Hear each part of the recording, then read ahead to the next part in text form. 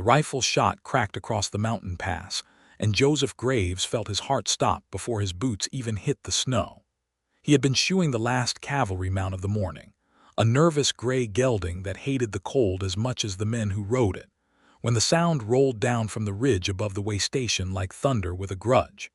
He dropped the hoof pick, grabbed the old service rifle leaning against the stone wall of his smithy, and ran toward the sound with his leather apron still tied around his waist. What he found at the top of the switchback stopped him cold. She was on her knees in the snow, blood dark against green skin, an arrow shaft broken off in her shoulder, and 3 men in the mismatched furs of the Kessler gang stood around her with their rifles raised, laughing the way men laugh when they think they have already won. She was orcish, broad through the shoulders, tall even kneeling, and she was glaring up at them with a fury so pure it made the hair on Joseph's arms stand up despite the cold. "Finish her," one of the outlaws said, "before the lawman comes sniffing." Joseph did not think. He never claimed to be a brave man, not in the way the songs told it, but something in him simply refused to let 3 armed men put a bullet into a wounded woman kneeling in the snow, orc or not. He raised his rifle and fired into the air, once, twice, the shots cracking off the granite walls of the pass until they sounded like a whole company was coming down on the outlaws instead of one lonely farrier who mostly shoed horses and kept his mouth shut. The Kessler men scattered like startled crows, 3 shapes vanishing into the tree line, cursing his name though they had never once bothered to learn it. Joseph Graves, the man everyone in the mountain posts called quiet, called dependable, called the fellow who never made trouble, stood alone at the top of the ridge with smoke curling from his rifle barrel and an orc warrior bleeding into the snow at his feet. She looked up at him. Her eyes were a startling amber, fierce even through the pain glazing them, and for one long moment neither of them moved. "You should have let them," she said, her voice a low rasp roughened by cold and blood loss. "I do not need saving from a human." "Didn't ask what you needed," Joseph said, kneeling beside her despite every instinct telling him this was madness. This was against every law of the border. This was the kind of thing that could cost a man his post or worse. Just couldn't stand there and watch. She studied him with those amber eyes, taking his measure the way a warrior takes the measure of anything that might be useful or might be a threat. Then her strength gave out all at once, the tension leaving her shoulders, and she pitched forward into the snow. Joseph Graves, farrier of Kestrel Pass, caught her before she hit the ground, and in doing so, caught the whole rest of his life along with her. The mountain called Kestrel Pass sat on the border between the Asheville territory and the wild reaches claimed by no one and everyone. A narrow, wind-scoured road that connected the lowland ranches to the mining settlements further north. Twice a year the cavalry rode the pass to keep the road clear of bandits and worse, and every time they did, they stopped at the lonely stone way station where Joseph Graves kept his forge, shoeing their horses, mending their gear, and asking no questions about where they had been or what they had seen. He had held the post for 6 years, ever since a fever took his father and left him the smithy, the small stone cottage behind it, and a silence that had grown so comfortable he sometimes forgot what his own voice sounded like when he was not talking to horses. The way station was little more than 4 rooms built into the mountainside, a forge, a stable, a kitchen, and a loft where Joseph slept beneath a roof that leaked when the spring thaw came. It was not much. But it was his, and it was safe, and it asked nothing of him but honest work and a willingness to be alone with the wind for company. That willingness had never once felt like a burden, until the moment he carried an unconscious orc woman through his own front door and laid her on the only bed he owned. He had heard of Merble Grimtusk before he ever saw her face clearly in daylight. Every trader who came through the pass spoke of her in low, careful voices. The war leader of the Ashfang clan who had broken 3 separate raiding parties trying to push into her people's territory. A woman feared even by her own kind for the coldness of her battle rage, and respected by no human at all. because respect was not something humans in Asheville territory extended past their own kind, not in these hard border years.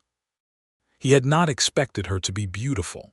He was almost ashamed of the thought as it crossed his mind while he cut away the shoulder of her leather armor to get at the arrow wound. But there it was, undeniable. She wore fitted travel leathers dyed a deep forest green, laced tight along her ribs and cinched at a waist that curved with a strength that had nothing soft about it. The leather worn smooth in places from years of riding and fighting. A warrior's garb built for movement rather than modesty, hugging broad shoulders and powerful arms marked with old battle scars and the faded blue lines of clan tattoos. Her black hair was cropped short on one side and long on the other, braided through with small bone beads, and even unconscious, even bleeding, her face held an expression of fierce, unbowed pride that made Joseph's hands unsteady as he worked the arrowhead free. He had shoed 1,000 horses in his life. He had never once had his hands shake doing it. They shook now. She came awake with a growl that vibrated through the small cottage, one hand snapping around his wrist hard enough to bruise before her eyes focused enough to recognize him. "You," she said. "The one from the pass." "Joseph Graves," he said, keeping his voice low and even, the same tone he used to calm a spooked horse. "You're at my way station. Your shoulder's stitched. You lost a fair amount of blood, but you'll keep, I think, if you don't tear it open again." Merble Grimtusk released his wrist slowly, her gaze sweeping the small room, the low ceiling, the forged tools hung along one wall, the modest bed she lay in, before returning to his face with an intensity that made him feel measured all over again. "Why?" she said simply. "Why what? Why did a human lawman put himself between me and his own kind?" Joseph considered the question honestly, the way he considered most things, slowly and without pretense. "I'm not much of a lawman," he admitted. "I shoe the cavalry's horses, fix their gear. That's about the extent of my authority out here. But I saw 3 men about to kill someone kneeling in the snow, and I didn't much care what color her skin was when I decided that wasn't going to happen while I was standing there with a rifle in my hands. The Kessler gang," she said, and her jaw tightened. "They have been raiding my people's herds for 2 winters. I tracked 3 of their scouts into the pass. I did not expect an ambush waiting for me at the top." "You're a fair way outside your territory," Joseph said carefully. "This side of the ridge belongs to Asheville jurisdiction. Cavalry patrol comes through in 3 days. If they find an armed Ashfang warrior recovering in a border way station, there's going to be trouble neither of us wants." Merble's eyes narrowed, some of the fierce pride returning even through her pain. "Then report me. Drag me before your soldiers in chains if that is your law." "I didn't say that's what I intend to do," Joseph said. "I said there'd be trouble if they found you. Doesn't mean I plan on letting them find you." She stared at him for a long moment, searching his face for the trick in it. The catch, the reason a human lawman would risk his own post to protect an orc raider crossing every line the treaty drew between their 2 peoples. Whatever she was looking for, she did not seem to find it, because something in her expression eased just slightly, just enough that Joseph noticed the shift the way he noticed a horse's ears finally relaxing after a long, hard ride. "You are either the bravest fool in this territory," she said, "or the greatest one." "Been called both," Joseph said, and for the first time since he had carried her through his door, he let himself smile. The days that followed tested every ounce of quiet Joseph Graves had built his whole life around. He hid her in the loft above the forge, moving her there under cover of night with a strength born of desperation rather than muscle. And he told himself the whole time that this was simple decency, the same decency that made him leave water out for stray dogs and mend fences he did not own when he found them broken along the trail. He told himself it had nothing to do with the way her amber eyes tracked him across a room, or the low rumble of her voice when she thanked him grudgingly for a bowl of stew, or the fierce, uncomplicated way she looked at the world, as though she had never once considered pretending to be anything other than exactly what she was. He had never met anyone like her. He had never met anyone, if he was honest, who made him feel quite so thoroughly seen. "You watch me like I might disappear," she said on the third night, sitting up against the loft wall with a wool blanket pulled around her shoulders, her wound healing cleaner than Joseph had dared hope, orc blood running hotter and thicker than human blood, mending faster too.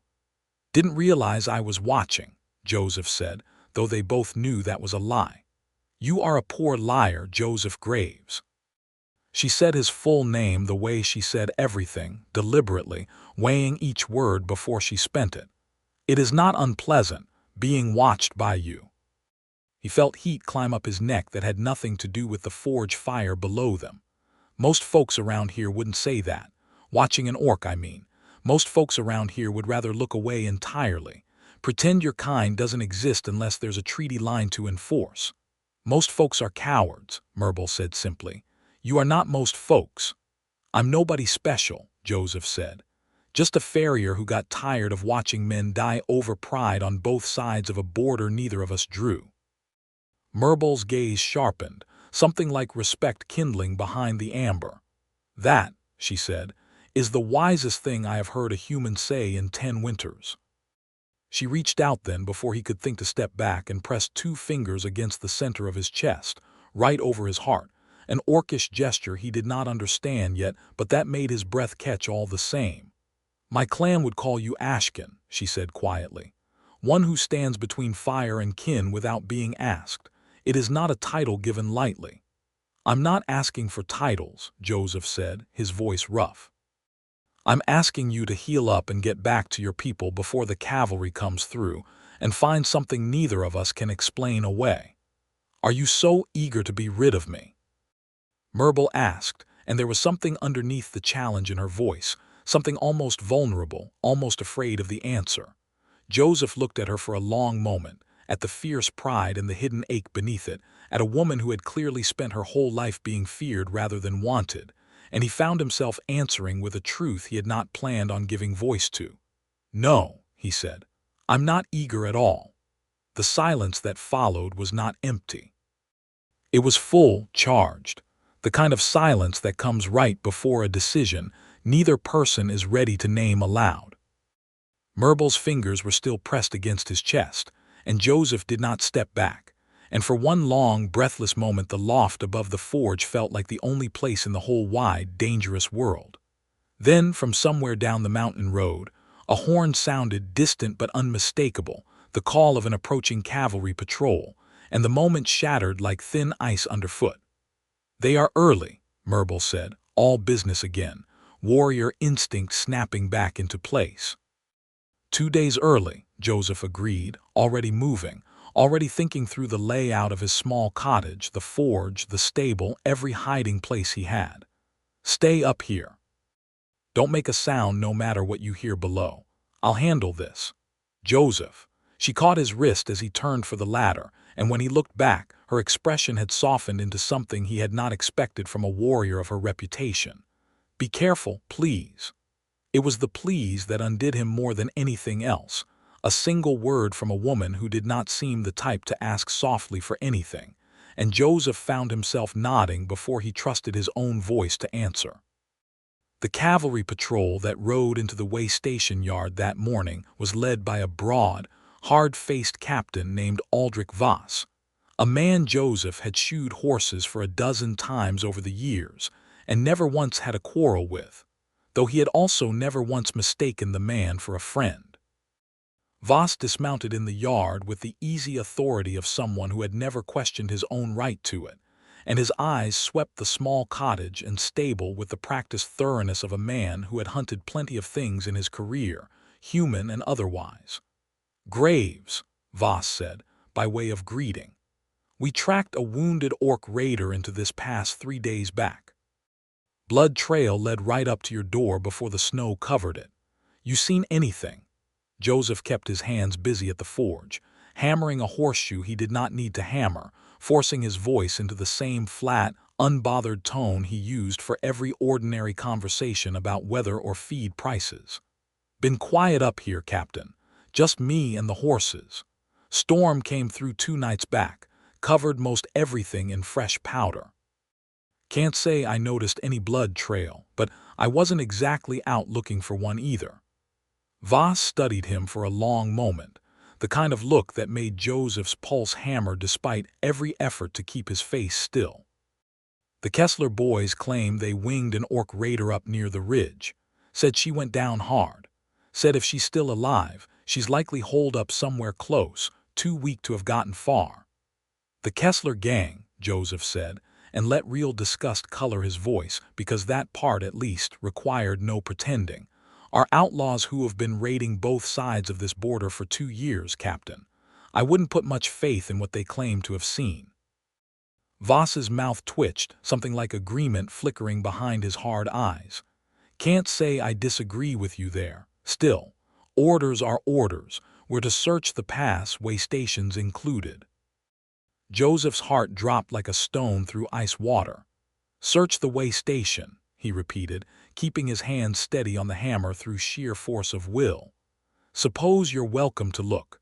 Stables through there, forge you're standing in, cottage is behind. Loft above holds nothing but old feed sacks and a leak in the roof I haven't gotten around to fixing. It was, he knew even as he said it, the most dangerous lie he had told in his entire life, and every second Voss's gaze lingered on him felt like a year passing. "Sergeant," Voss called over his shoulder, "check the stable and cottage."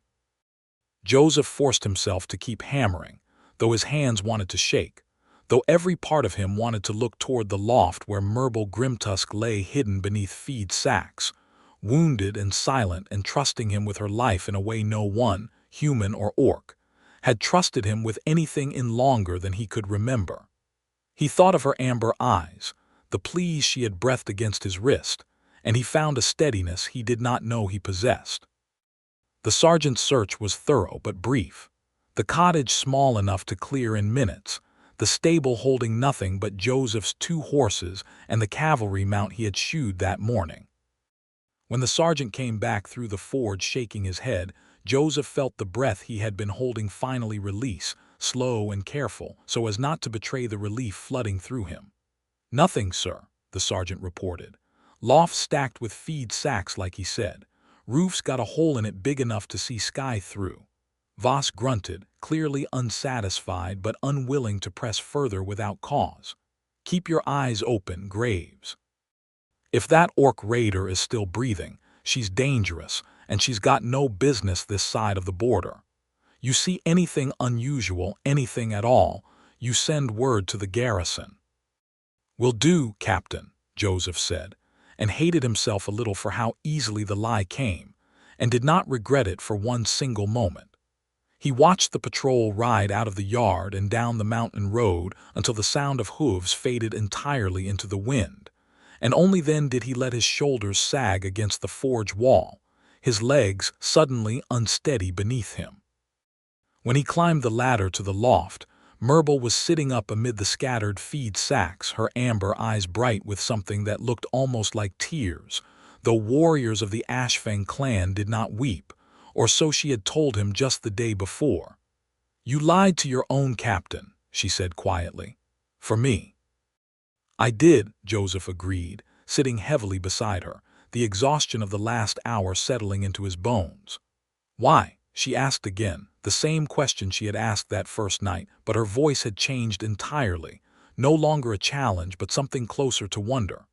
Joseph looked at her for a long moment, at the fierce warrior who had somehow, in 3 short days, become the most important thing in his small, quiet life, and he answered with the only truth he had. "Because I couldn't imagine handing you over," he said simply. "Not to them, not to anyone. I don't rightly know when that became true, Merble, but it is."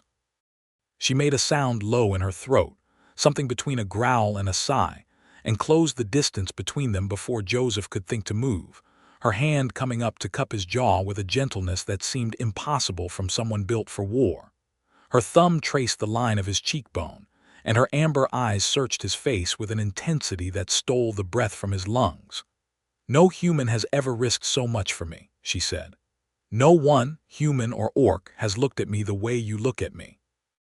Like I am something to be treasured rather than feared or used. You are," Joseph said, his voice barely above a whisper. "Treasured, I mean. Whatever else the world thinks of us, I think that." Myrtle closed the last inch of distance between them, and when her lips met his, it was not gentle, not tentative, but fierce and hungry and certain. A warrior's kiss, claiming rather than asking, and Joseph Graves, farrier of Kestrel Pass, kissed her back with every bit of longing he had buried under 6 years of solitary silence. When they finally broke apart, both of them breathing hard, Myrtle rested her forehead against his, her hand still cradling his jaw. "I did not come to this mountain looking for this," she admitted, her voice rough. "I came for the Kessler gang. I did not expect to find a human man brave enough to lie to his own captain, gentle enough to stitch my wounds without flinching, and foolish enough to make me want to stay far longer than is wise." "I didn't expect to find you either," Joseph said, "but I'm not sorry I did." Outside, the wind howled down the mountain pass, the same wind that had carried the sound of gunfire 3 days before, but inside the small loft above the forge, wrapped in the warmth of each other, neither of them heard it at all. The days that followed took on a rhythm Joseph had never known before, one built around 2 people rather than one solitary man and his horses. Myrtle's wound healed with the speed particular to orcish blood, and within a week she was moving freely about the way station under cover of darkness, helping him with tasks that required more strength than he alone possessed, hauling feed, splitting wood, even holding a nervous cavalry mount steady while he worked a new shoe onto its hoof, her low, steady voice calming the animal in a way that surprised him every time. "You're good with them," Joseph said one evening, watching her run a hand along the flank of the gray gelding that had given him so much trouble the day everything began. "Horses understand strength that does not threaten them," Myrtle said. "It is not so different from understanding people." "Is that what I am?" Joseph asked, leaning against the stable wall, arms crossed, a small smile tugging at his mouth. "Strength that doesn't threaten you." Myrtle turned to look at him, something warm and open in her expression that she had not shown him that first bloody night in the snow. "You are the only strength I have ever trusted completely," she said. "That is rarer than you understand, Joseph Graves." He crossed the stable to stand before her, close enough now that the space between them felt charged, familiar, a place he had come to crave rather than fear. "I could say the same about you," he said. "Rarer than I understand, I mean. I spent 6 years up here mostly alone, telling myself I preferred the quiet. Didn't know what I was missing until you crossed my jurisdiction and turned my whole life on its head." "I did not mean to," Myrtle said, though the small smile playing at her lips suggested otherwise. "Didn't say I minded," Joseph said, and pulled her into his arms, and she came willingly, folding against him with a fierce, possessive tenderness that still managed to surprise him every time, a warrior who had never learned softness choosing to offer it only to him. But the world beyond the way station had not forgotten about the Kessler gang, and it had not forgotten about the wounded orc raider they claimed to have shot in the mountain pass, and it would not be long before that unfinished business came looking for them both, dragging with it a danger that neither Joseph's quiet courage nor Myrtle's battle-hardened strength could fully prepare them for. It began, as these things often do, with smoke on the horizon. 3 weeks after Myrtle had first stumbled into the pass bleeding and defiant, Joseph woke before dawn to the smell of char on the wind, faint but unmistakable, the kind of smell that meant something was burning that should not be. He climbed to the loft to wake Myrtle, who was already sitting up, nostrils flared, every line of her body tensed with warrior instinct. "That is not wood smoke," she said before he could speak. "That is a homestead burning." They rode out together on Joseph's 2 horses, following the smoke down the mountain road toward the small cluster of farms that supplied the way station with grain and vegetables through the trading season, and what they found when they crested the last ridge made Joseph's blood run cold.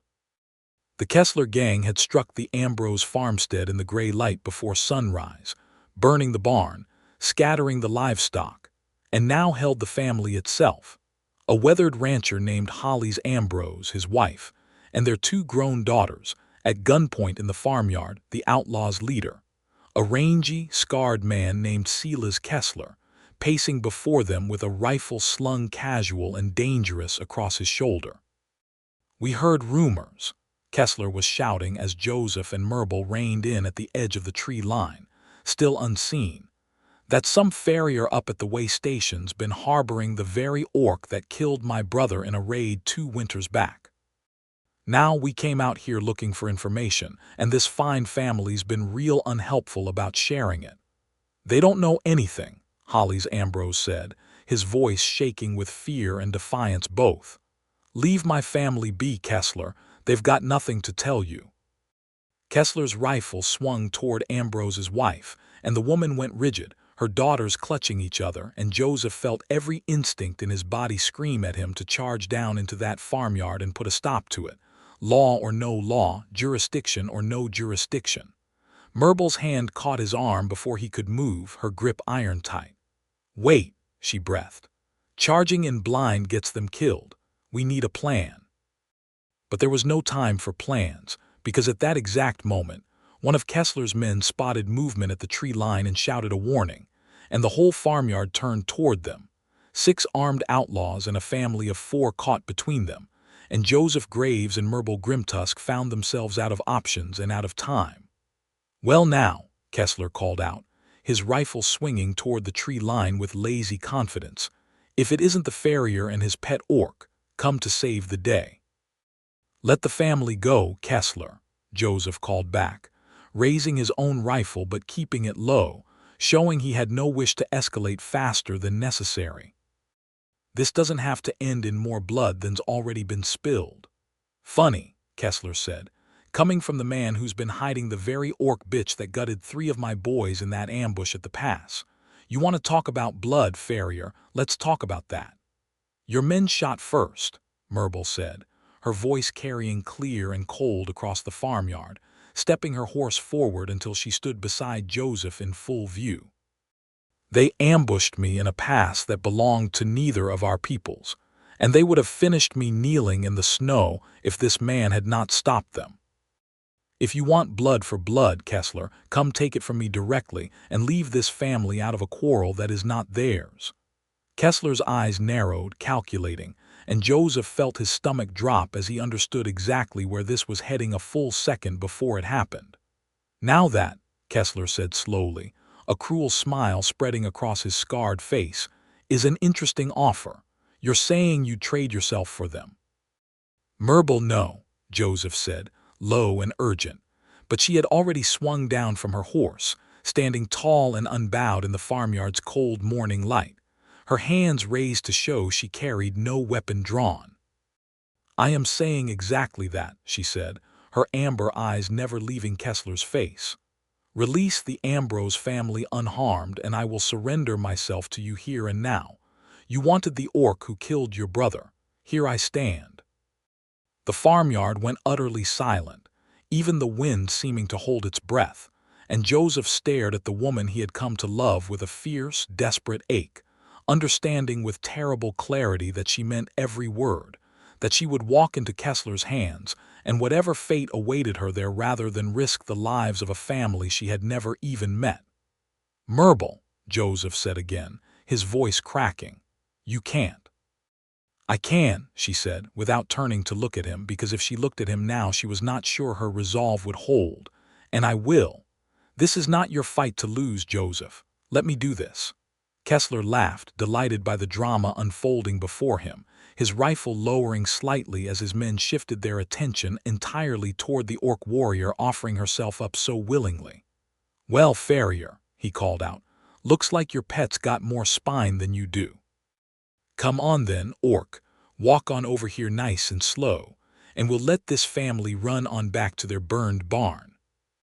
Merble took one step forward, then another, her boots crunching in the frost-crusted grass, and Joseph felt something inside him break loose entirely, some final wall between the quiet, careful man he had always been and the man he was becoming in her presence. He would not let her walk into that alone. He would not let her sacrifice herself while he sat frozen on a horse at the tree line, watching, the way he had spent 6 lonely years watching life happen at a careful distance. "Wait," he shouted, swinging down from his horse and striding forward, drawing every eye in the farmyard, including Merbal's, whose head snapped toward him with an expression of pure horror. "Joseph, stay back," she hissed. "No," Joseph said, and kept walking until he stood beside her, close enough that their shoulders nearly touched, facing Kessler's rifle together rather than apart. "If she surrenders, I surrender with her, or none of this happens at all. You want the orc who supposedly killed your brother. Fine. But you'll have to take the farrier who's been hiding her too, because I'm not standing at a tree line watching the woman I love walk into your hands alone." The words "the woman I love" left his mouth before he had fully decided to say them, but once spoken he found he did not regret them at all, and beside him Merbal went very still, her amber eyes wide with something that looked like shock and wonder in equal measure. Kessler's smile faltered, calculation flickering across his scarred face as he considered this unexpected complication. "Touching," he said finally, though his voice had lost some of its earlier confidence. "But 2 hostages instead of 1 just means 2 bodies for me to deal with instead of 1 farrier. Doesn't change my math much." "It changes plenty," said a new voice, and every head in the farmyard turned toward the tree line on the opposite side of the property, where a line of riders emerged from the shadows, cavalry blue visible beneath their winter cloaks, Captain Aldrich Voss at their head with his rifle already raised. "Captain Voss," Kessler said, all confidence gone from his voice now, "this doesn't concern the garrison. Burning homesteads and holding families at gunpoint concerns the garrison plenty," Voss said grimly, his patrol fanning out around the farmyard's perimeter with practiced efficiency. "Lower your weapons, all of you, or we open fire." What followed happened fast, the kind of chaos that Joseph would only fully piece together later, in the calm aftermath, when his hands had stopped shaking long enough to think clearly. Kessler's men, faced with a full cavalry patrol rather than the 2 lone defenders they had expected, broke and scattered in every direction, some throwing down their weapons immediately, others attempting to flee into the tree line only to be run down by Voss's mounted soldiers. Kessler himself made one desperate attempt to grab Holly's Ambrose's wife as a final hostage, and it was Merbal who moved first, closing the distance between them with a warrior speed that Joseph had not fully appreciated until he saw it unleashed, wrenching Kessler's rifle aside and driving him to the ground with a single powerful blow before the outlaw leader could do more than raise his weapon. By the time the dust settled, the Ambrose family stood shaken, but unharmed near their burning barn. Kessler and 2 of his surviving men lay bound in the farmyard dirt, and Captain Voss stood staring at Joseph Graves and Merbal Grimtusk with an expression that mixed disbelief, suspicion, and something almost like grudging respect. "You want to explain to me," Voss said slowly, "why the farrier from Kestrel Pass just told an entire farmyard he's in love with the orc raider I've been hunting for 3 weeks." Joseph's mouth went dry, the reality of what he had shouted in the heat of the moment settling over him all at once, but beside him Merbal straightened to her full height, unashamed, unbowed, and answered before he could find his own voice. "Because it is true," she said simply. "And because this man, your farrier, stood between me and death not once but twice now, asking nothing in return but honesty. If your law has no room for that, Captain, then perhaps your law is smaller than the world requires." Voss studied them both for a long, tense moment, the farmyard silent around them, Kessler groaning in the dirt, the Ambrose family watching with wide, uncertain eyes. Finally the captain lowered his rifle entirely, exhaling a long breath that seemed to carry away some of the hardness he had carried into the confrontation. "This orc," Voss said slowly, gesturing toward Merbal, "just helped take down the gang that's been burning homesteads and running raids across this entire territory for 2 years. That's not nothing, Graves. That's not nothing at all. She saved more lives today than most soldiers manage in a whole career," Joseph said, finding his voice again, steadier now. "I know what I said crosses lines, Captain. I know the treaty doesn't have room for what's grown between us. But I'm not sorry for a single word of it, and I won't pretend otherwise, not even to save my own post." Voss looked between them for a long moment, then turned to survey the bound outlaws, the relieved Ambrose family, the scorched remains of the barn, and something in his hard face seemed to settle into a decision. "I've got a gang of murderous raiders to haul back to the garrison for justice," he said finally, "and a farmstead full of witnesses who will tell anyone who asks that an orc warrior helped save their lives today. Strikes me the story that matters here isn't about jurisdiction lines, Graves. It's about who showed up when it counted. Way I see it, that's a report I can write without mentioning anything else that happened up at your way station these past 3 weeks. Understand?" Joseph felt a wave of relief so profound his knees nearly buckled with it. "I understand, Captain, thank you." "Don't thank me," Voss said, swinging back up onto his horse. "Thank her, and Graves. For what it's worth, that's about the bravest fool thing I've ever heard a man say in a farmyard full of guns. Try not to make a habit of it." The cavalry patrol rode out with their prisoners before midday, taking Silas Kessler and the remnants of his gang to face whatever justice awaited them at the garrison. And the Ambrose family, tearful with gratitude, insisted on feeding Joseph and Merble a hot meal before they departed. Holly's Ambrose gripping Joseph's hand so hard it ached, and telling him, in a voice thick with emotion, that his family would never forget what the two of them had done that morning. It was well past midday by the time Joseph and Merble rode back toward Kestrel Pass together, the adrenaline of the confrontation finally draining out of them both, leaving behind an exhaustion so complete that Joseph could barely keep his seat in the saddle. But beneath the exhaustion ran something else entirely, warm and steady and certain, the knowledge that he had said the truest thing he had ever said in a farmyard full of raised rifles, and the world had not ended for saying it. "You meant it," Merble said finally, breaking the long silence between them as they climbed the last switchback toward the way station. "What you said back there, about loving me." "I meant it," Joseph confirmed, his voice quiet but certain. "Every word." Merble reined her horse to a stop, and Joseph stopped his beside her, the mountain wind cold around them, the pass stretching out below like a ribbon of white and gray toward the lowlands where the world went on not knowing or caring what had passed between one human farrier and one orc warrior over 3 short weeks that had somehow rearranged the whole shape of both their lives.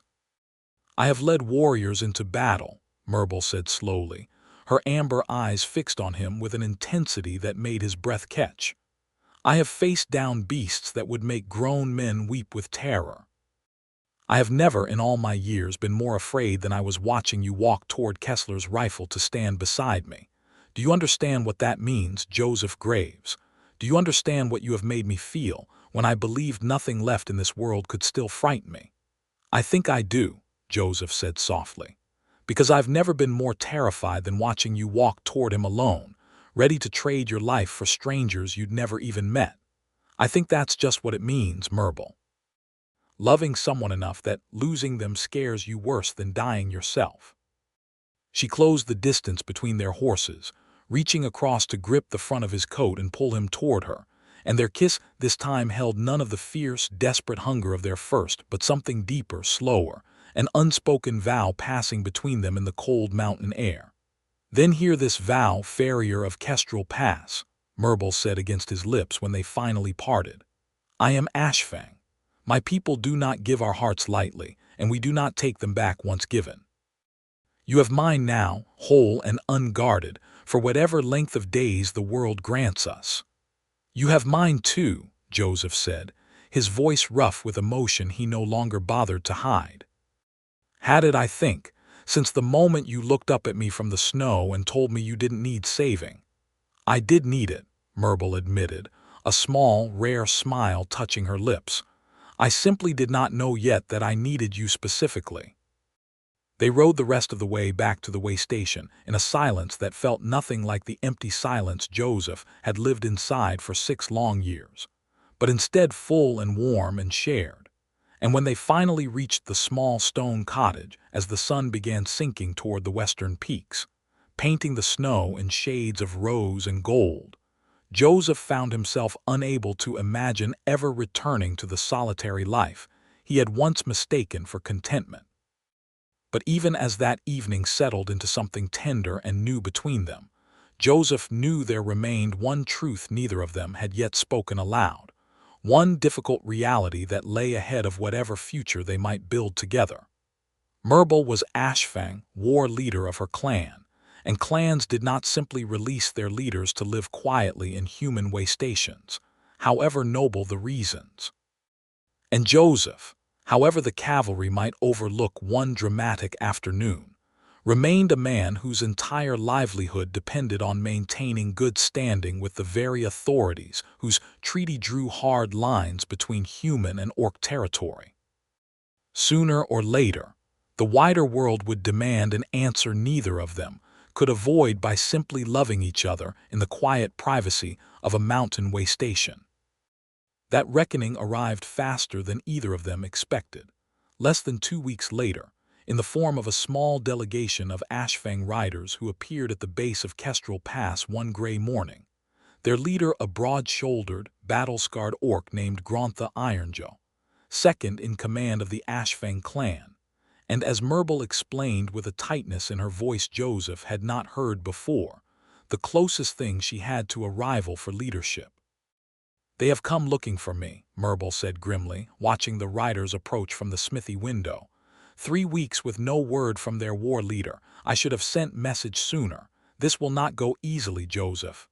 What do you mean? Joseph asked, setting down the tool he had been working with, his stomach tightening with unease. Grontha has wanted my position for 2 years, Merble said. If he learns I have been recovering in a human waystation, under the protection of a human man I have taken as my heart's chosen, he will use it against me before the whole clan council.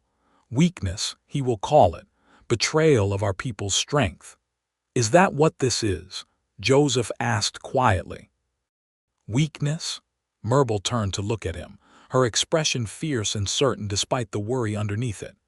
No, she said, but convincing a council of proud warriors of that truth may prove harder than convincing Kessler's gang to lay down their rifles. They rode down together to meet the Ashfang delegation at the base of the pass, and Joseph felt every eye among the orc riders turn toward him with open suspicion and hostility the moment he came into view beside their war leader. A human man riding at Merble Grimtusk's side as though he had every right to be there. Grontha Ironjaw dismounted with slow, deliberate menace, his gaze raking over Joseph with undisguised contempt before settling on Merble with a challenge that needed no words to translate. 3 weeks, he said, his voice a deep rumble. 3 weeks the Ashfang have had no war leader, while raiders burned homesteads along our border, and our people wondered if you had died in that pass or simply abandoned your post entirely. And I find you here, healed and whole, riding beside a human farrier as though nothing at all is amiss. I was wounded near to death in that pass, Merble said, her voice steady despite the tension radiating from every line of her body. This man saved my life, hid me from cavalry hunting me for reasons that were never my fault, and stood beside me against the very outlaws who have been raiding our herds for 2 winters. Choose your next words carefully, Grontha, before you accuse me of abandoning anything. And this, Grontha said, gesturing dismissively at Joseph, this human you claim as heart's chosen, is that not abandonment of a different kind? Our war leader, taken by a human farrier who cannot even lift a war axe properly.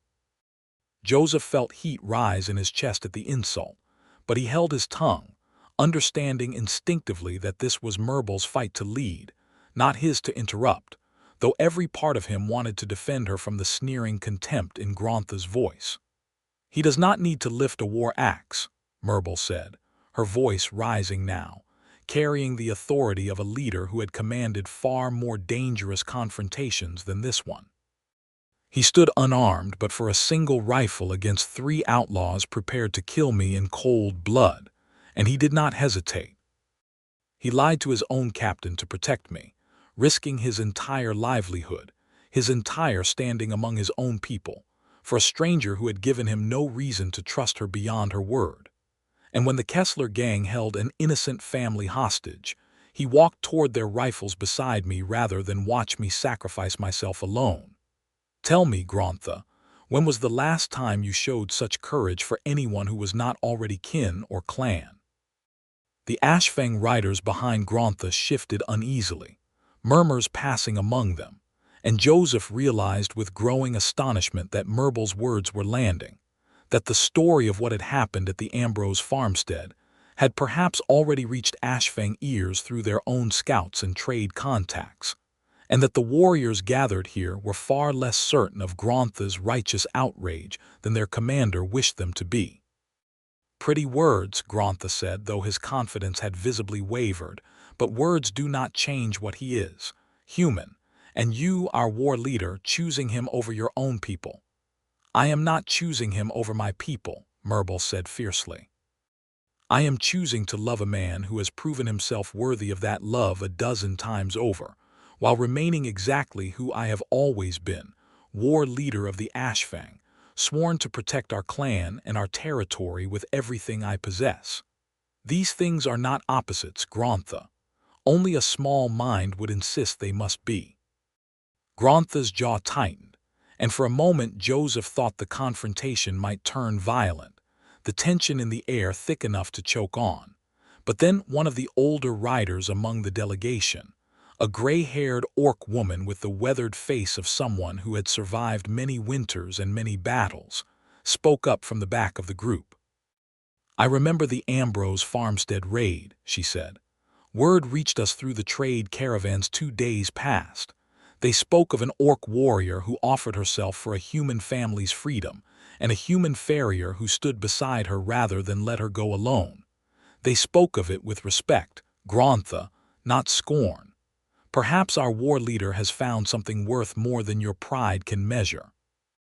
Grontha's expression twisted with frustrated anger, but he seemed to recognize the shifting mood among his own riders, the way the delegation's earlier hostility had softened into something more curious, more uncertain, and he knew better than to press a challenge he might lose in front of his own people.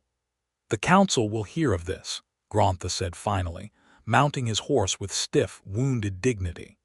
Do not expect them to embrace it as easily as you seem to expect, Merbal Grimtusk. I expect nothing easy, Merbal said. I have never once expected ease in anything worth having. The delegation rode off in a tense, unresolved silence, leaving Joseph and Merbal standing alone at the base of the pass, the weight of an uncertain future hanging heavy between them. That did not go as badly as it might have, Merbal said finally, though her voice carried a tiredness Joseph had not heard from her before. Feels like it went pretty badly to me, Joseph admitted. You do not know Grontha Ironjaw, Merbal said. That was restraint, Joseph, believe me. What happens now? Joseph asked, dreading the answer even as he asked the question. Now, Merbal said, turning to face him fully, taking both his hands in hers with a gentleness that contrasted sharply with the fierce authority she had shown moments before, I must return to my clan and stand before the full council. They will demand to know my intentions, regarding my duties as war leader and regarding you. I cannot promise what they will decide. Joseph's heart clenched painfully. And if they decide against us? Then I will choose you anyway, Merbal said, without a moment's hesitation, and accept whatever consequence follows that choice. I did not survive death in a snowy pass, did not find the first person in all my years who has ever truly seen me rather than feared or used me, only to abandon him because a council of proud fools cannot understand what they have never possessed themselves.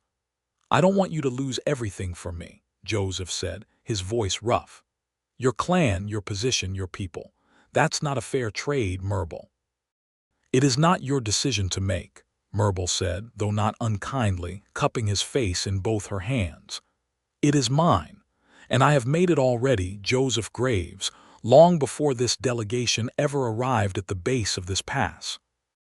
Now let me go stand before my council and speak my truth, and trust that whatever comes of it, I will return to you when it is finished."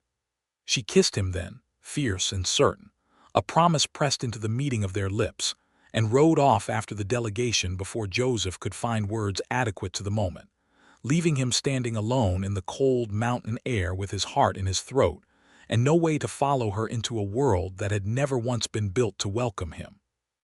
The days that followed were the longest of Joseph's life. He returned to his forge, to the mundane rhythms of shoeing horses and mending gear that had once filled his solitary hours without complaint. But now every quiet moment felt hollow, every silence a reminder of exactly how much he had come to depend on Myrtle's presence.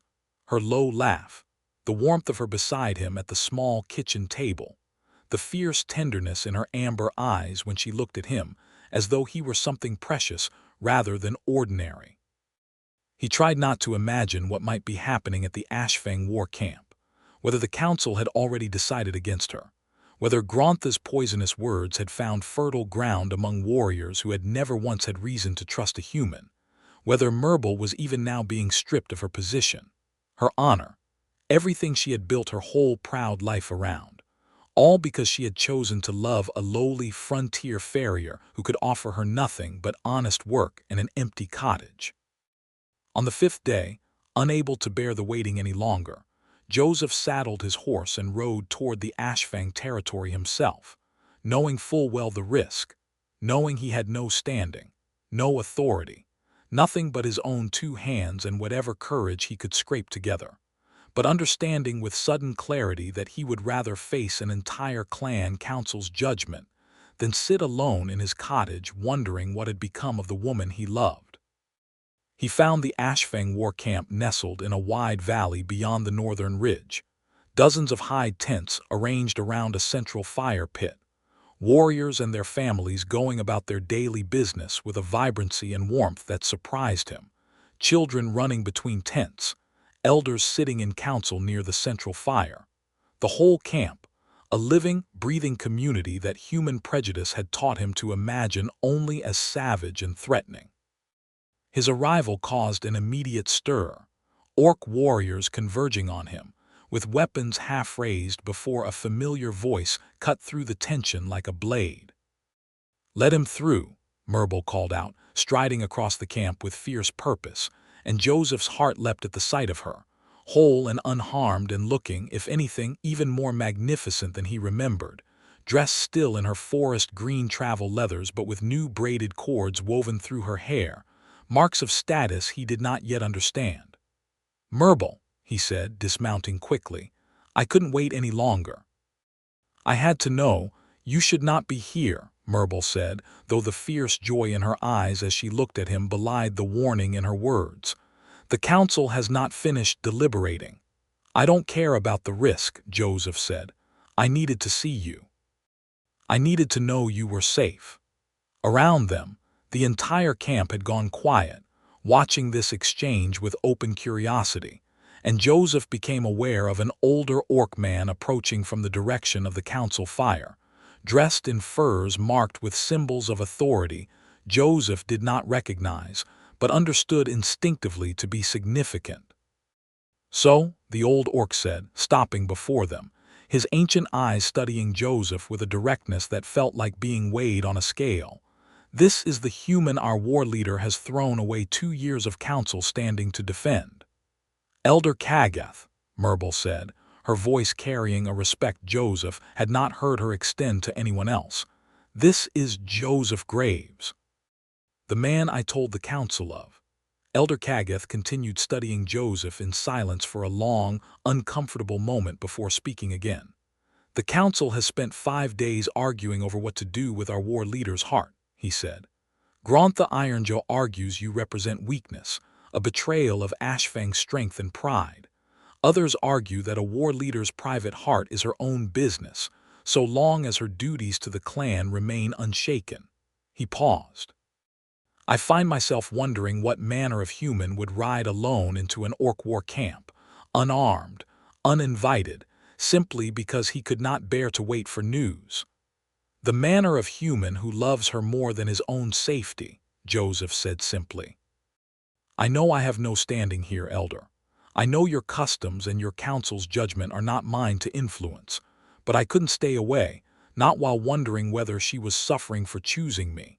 If that makes me a fool by your customs, then I accept the label gladly." Elder Kagath's weathered face shifted, something that might have been the beginning of a smile creasing the corners of his ancient eyes. "Merble Grimtusk," he said, turning to her, "you told the council this human possessed no ambition beyond his forge and his horses. You did not mention he possessed the recklessness of a warrior half his sense." "He does not know he possesses it," Merble said, a small, proud smile finally breaking through her tension. "It surprises him every time it appears." Elder Kagath studied Joseph for one more long moment before nodding slowly, as though some final piece of an internal puzzle had settled into place. "The council will render its judgment at sundown," he said. "Until then, human, you may wait. But do not think your presence here changes what our laws require, whatever the outcome." Joseph nodded, understanding, and Elder Kagath turned and walked back toward the council fire, leaving Joseph and Merble alone amid the curious stares of the gathered camp.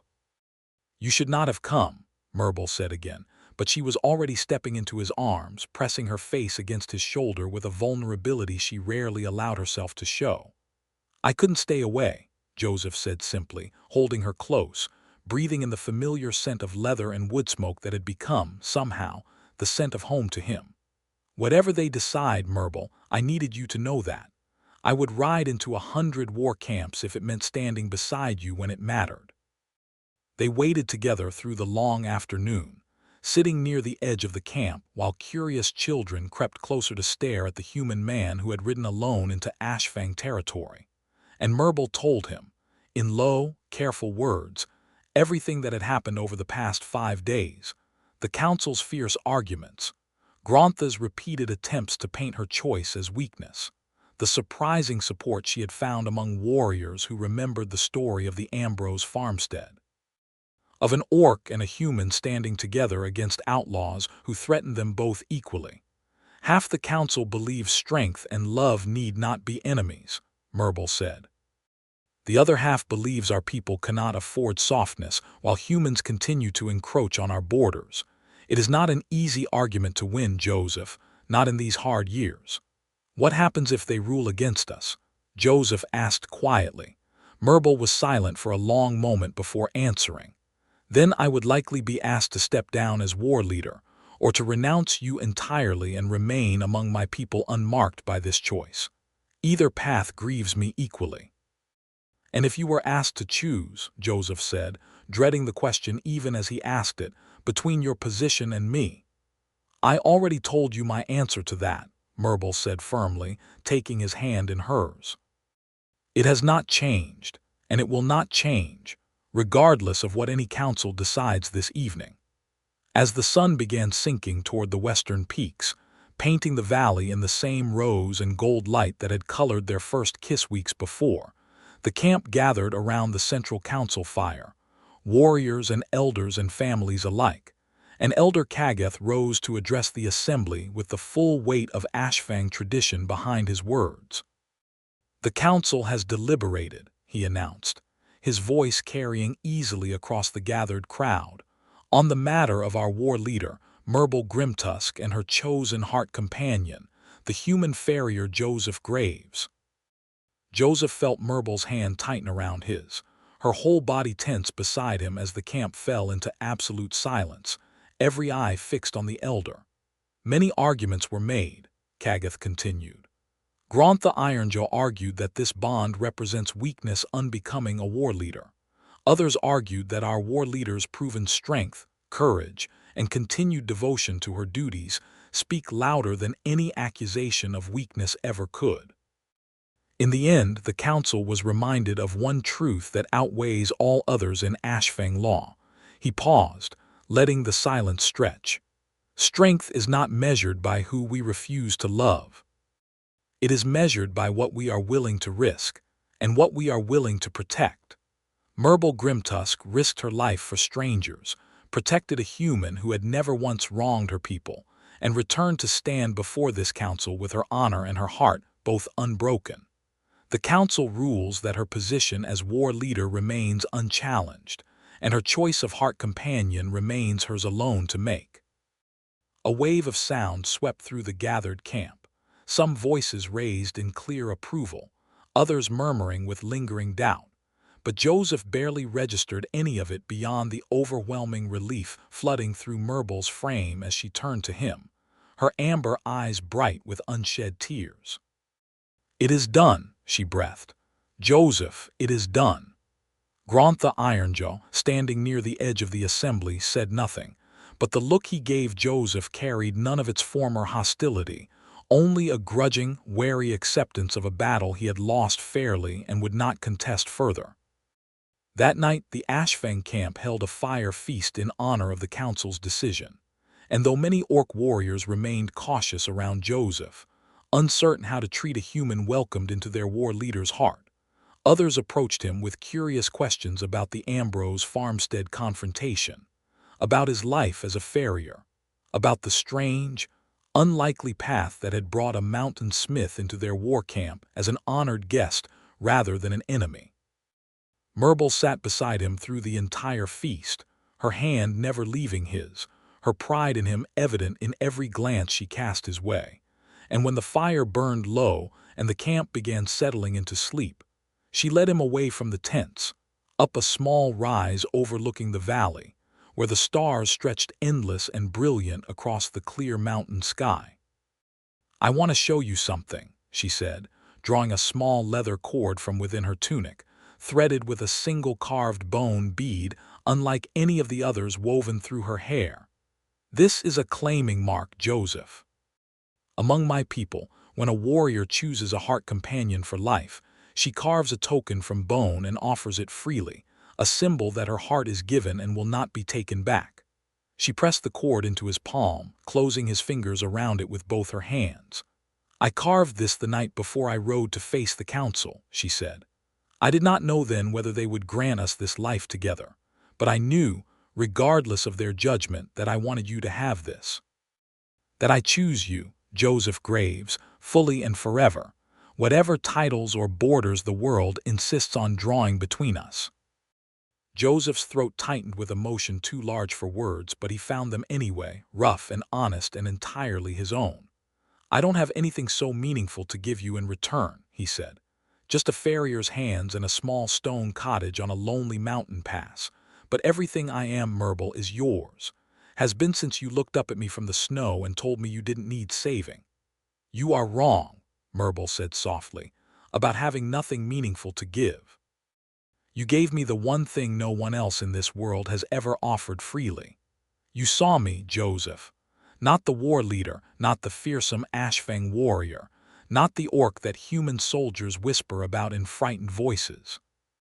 You saw me simply as I am, and you chose to love that without hesitation, without condition."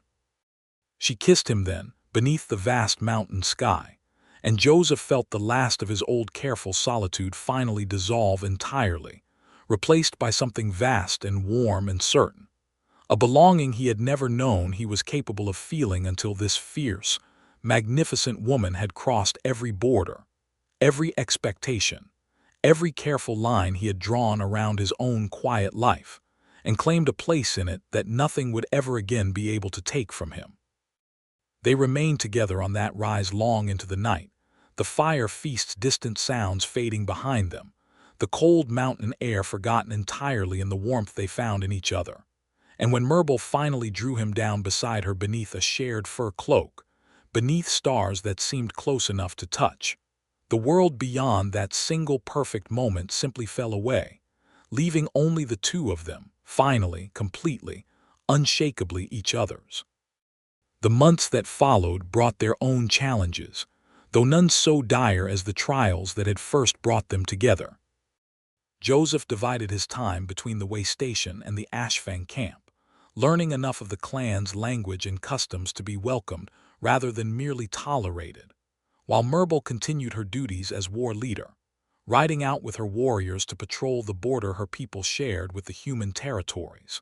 Though now with an understanding forged in that mountain pass that not every human deserved the fear or hatred old wars had taught her clan to expect.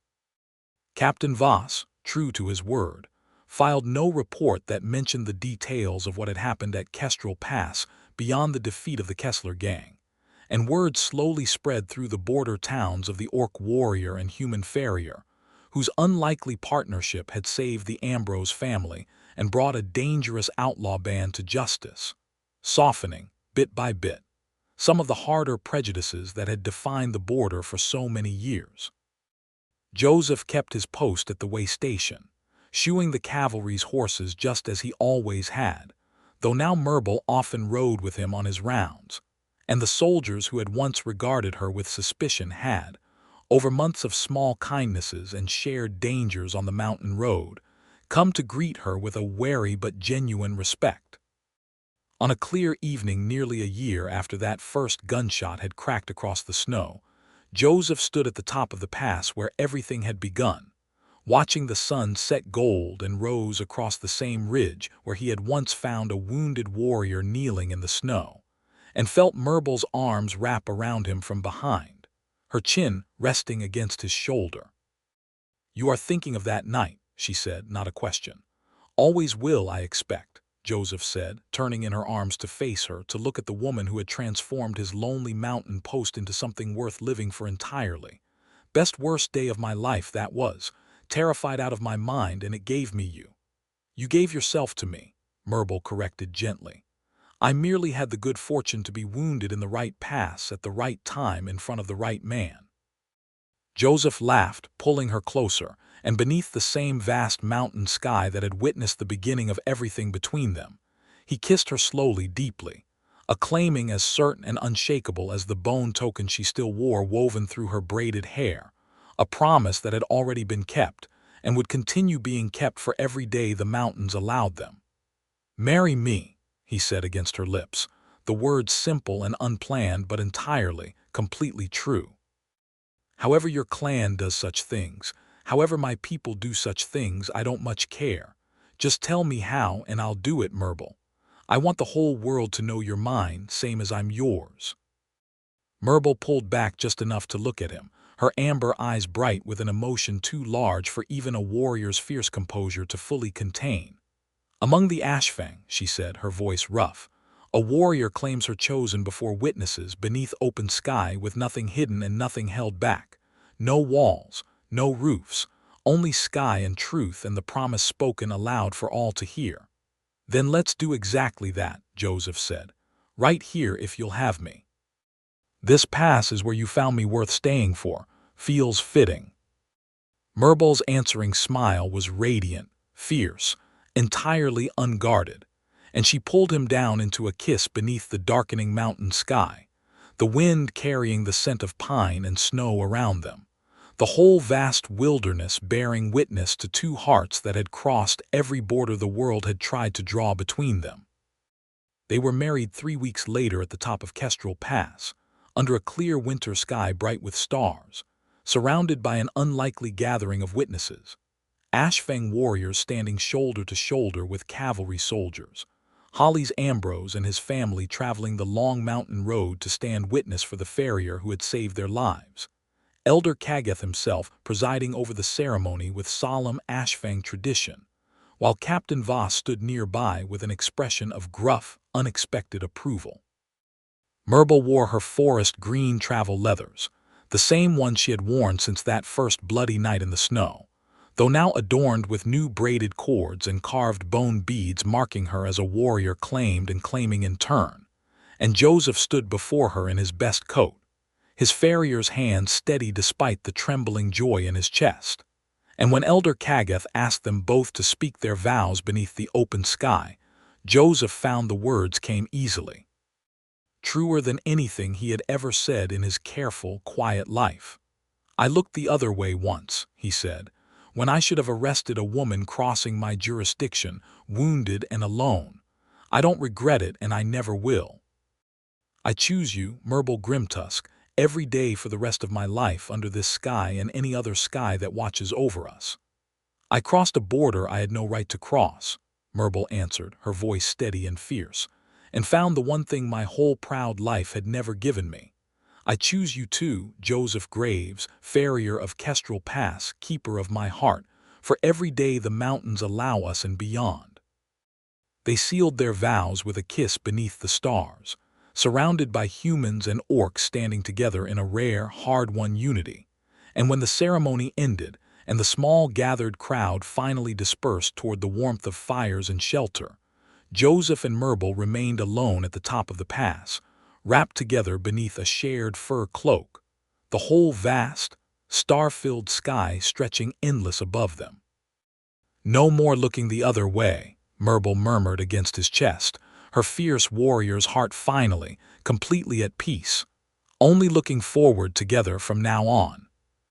"Together," Joseph agreed, holding her close beneath the open sky that had witnessed everything between them, the gunfire and the healing, the fear and the courage, the lonely years before and the full, vibrant life now beginning. "Wherever that forward leads us, Myrtle, I wouldn't want to walk it with anyone else." The mountain wind swept down the pass around them, carrying the scent of snow and pine and wood smoke, the same wind that had once carried the sound of a rifle shot cracking across the frozen morning. But now it carried only the quiet, contented silence of two people finally, completely home in each other, beneath a sky that stretched wide and welcoming above the whole rugged, beautiful frontier they had claimed as their own.